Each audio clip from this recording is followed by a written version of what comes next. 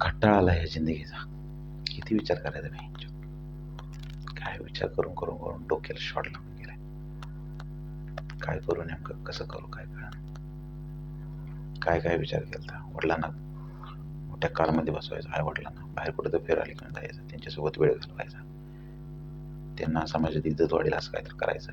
खूप मोठं व्हायचं, पैसा 4-5 एकर शेती घेऊन द्यायची, त्यात विहीर पाडून द्यायची पप्पाला, 2-4 मसरं घेऊन द्यायची, म्हणजे धनधान्य संपन्न एकदम असं असं करून द्यायचं. गावाकडं मोठा बंगला बांधायचा, घर बांधायचं, फक्त दोघांसाठी, आई वडिलांसाठी, निवांत राहावं म्हणायचं. दर महिन्याला 10-20 हजार रुपये खर्च बनायला द्यायचा.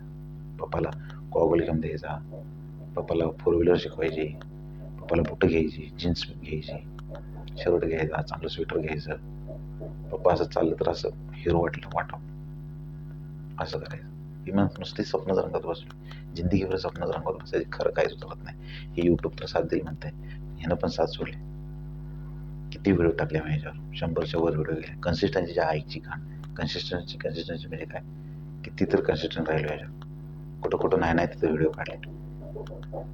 नदीचा पूल असतो त्याच्या खाली जाऊन व्हिडिओ काढल्या, बाकीच्यांचं काय डिस्ट्रॅक्शन म्हणून नदीच्या पुलाच्या खाली जाऊन व्हिडिओ काढले, ते अपलोड केले. 100-200, 50, 60, 70, 100-200 एवढेच व्ह्यू, बाकी जास्त व्ह्यू नाही. ह्याच जागी जर मी नाचलो असतो किंवा ह्याच जागी जर दुसरी मुलगी असते, एखादी गोरी चिट्टी मुलगी असते, नाचली असते, एटवान दाखवली असते, हे केले असते, ती केली असते, तर भरभरून लाईक्स, हजारो लाईक्स, हजारो सबस्क्रायबर, नाही तेवढे कमेंट आले असते त्याला. आम्हाला कोण कमेंट करणार, कोण बघणार, कोणाला कोणाचे पडले. ज्याला त्याला पाहिजे असे फॅन्सी, एकदम फॅन्सी लाईट असलेले व्हिडिओ, एकदम असे छपाक छपाक छपाक व्हिडिओ, चांगली बॅकग्राऊंड पाहिजे, सगळंच चांगलं पाहिजे. गोरा मुलगा पण गोरा पाहिजे, सांगताना पण एकदम असं फ्लुएन्सी आली पाहिजे. असं साध्या वेळेला माझ्यासारख्याला कोण सपोर्ट करणार आहे. नुसते आम्ही स्वप्नच बघत बसायचे, डे ड्रीम करत बसायचं. घंटा काय होणार नाही आमच्याकडून, छाट काय होणार नाही. वयाची 30 वर्ष उलटून गेली, हेच विचार करत बसली. जॉबला लागल्यापासून म्हणतोय आता सुख द्यायचं, मग सुख द्यायचं, आता निवांत राहायचं, समाधान राहायचं. मन काही समाधान मानत नाही. सारखं ते आठवते, पुण्यात राहिल्यामुळं अपेक्षा वाढलेली आहे. त्या गाड्या बघितल्या, नवीन नवीन राजकारणी लोक बघितले, नवीन मोठमोठे बिझनेसमॅन बघितलेत, फर्ग्युसन कॉलेजमधली मोठमोठी पुरी बघितलेत. त्यांना बघून वाटतं की राव आपण पण त्या लेवलला जावं म्हणून घासतोय, यूट्यूबला घासतोय, इंस्टाला घासतोय, फेसबुकला घासतोय, नाही तिथं घासतोय, घासून लाल झाली, पण कुठं काय यश भेटलं नाही.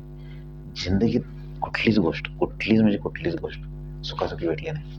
ती जॉब असू दे, हॉस्टेलला ॲडमिशन भेटायचं असू दे, कॉलेजला ॲडमिशन भेटायचं असू दे, किंवा लग्न करायचं असू दे, किंवा काहीही करायचं असू दे, शॉट एका शॉटमध्ये कधीच काही भेटलं नाही.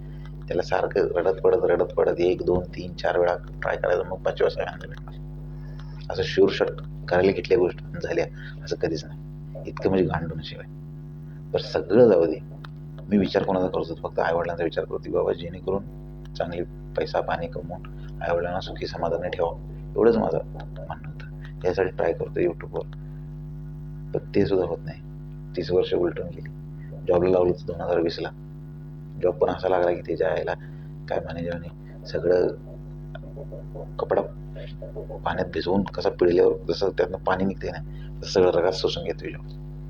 तरी करत राहायचं का, तर संसाराचा गाडा पुढं चालवायचा. करत राहायचं, स्वप्न बघत राहायची. संध्याकाळी 5, 6, 7 वाजता घरी आलं का दिवसभर विचार केलेला असतोय, हे करायचं ते करायचं. घरी आलं, थोडंफार इकडे तिकडे केलं, पाणी पिलं, जेवलं, तर कसं झोपायचं ती कळत नाही, कशी झोप लागते ती कळत नाही. पुन्हा सकाळी उठायचं, पुन्हा स्वप्न बघायची, पुन्हा जॉबला जायचं, पुन्हा ती कपडा पिळले आणि त्यातनं पाणी सगळं पिळून घेते, तसं रक्त सगळं शोषून घ्यायचं, असला जॉब ती करायचा. पुन्हा संध्याकाळी यायचं, पुन्हा थोडं इकडं तिकडे केलं, जेवलं का झोप लागते, पुन्हा उठायचं. हीच रडपडी जिंदगी चालली. काय करावं त्याच्या आईचा खेळा, त्याच्या नेमकं कसं करावं, काय करावं, जिंदगी कुठं चालली काय कळना. सोबतची पोरं बघतोय आमच्या ग्रुपमध्ये, मला वाटतं मी 2रा का 3रा जॉबला लागलो. फर्ग्युसन कॉलेजचा ग्रुप होता आमचा, त्यात 2रा का 3रा मी जॉबला लागलो. त्यावेळेला मी 2रा 3रा जॉबला लागलो म्हणजे खरंच माझं काहीच क्वालिटी असेल. पण काय 2024-25ला 2-4 वर्ष थांबून माझ्यानंतर जॉबला लागलीच की पोरं. पण चांगल्या पोस्टला लागली, क्लास 2ला लागली, क्लास 1ला लागली, कोण IITला गेली, कोण प्रायव्हेटमध्ये गेली, पण पॅकेज चांगले भेटले. मग आता वाटतं की यायला आपण कुठं चुकलो, आपण थोडंफार पॉज घेऊन आपण थोडंफार कुठं तर अजून तयारी करायला पाहिजे. आपण लगेच जॉब पकडला. नाही पण त्यावेळेला ती गरजेचं होतं. जॉब पकडायचं गरजेचंच होतं.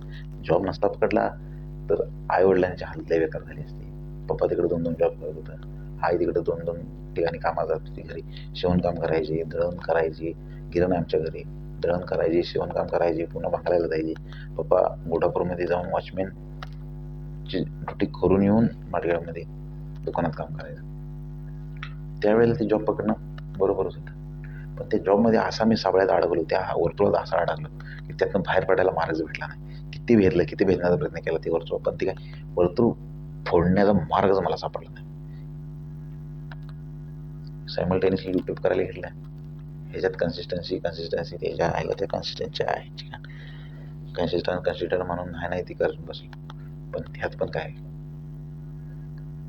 कसं व्हायचं आणि काय व्हायचं कधी कधी चिंता लागून जाते. आई असं करत जॉब करत बसलं तर एकतर नीट फॅमिलीला पण वेळ देऊ शकत नाही, नीट श्रीमंत पण होता येत नाही आणि जॉब पण सोडता येत नाही. सगळीकडे EMI चालू झाले, तर हे चालू झाले. राहायला बाहेरच्या ठिकाणी जॉब करायला गेलं, राहायला गेलं तर तिथं भाडं असते, रूम भाडं, पुन्हा गॅस भाडं, पुन्हा भाजीपाला किती महाग आहे, पुन्हा हे त्यातनं आलंय किती आणि जातंय किती काहीच कळेना. कशाचा हिशोब काय आहे. नुसतं कामाला जायचं गाढवावानी कामं करायची, पगार आला का त्यातनं खर्चाला जाते, खर्चायचं, राहिलेलं वापरायचं. ना सुखाचा घास आहे ना काय. त्यापेक्षा त्याच्या वेळेला ती स्ट्रगल लाईफच बरी होती. त्यावेळेला एक प्रेमाचा एक चहा प्याला तर वाटायचं काय विशेष, लय काय विशेष केलं. ती स्ट्रगल लाईफ होती. एक वडापाव खाला तर वाटायचं यार लय भारी काय तर केलं, विशेष काय तर केलं. आता अपेक्षा एवढ्या वाढत गेलेल्या की आता साधं जेवण राहणीमान नकोच वाटते. काय करावं काय कळणार.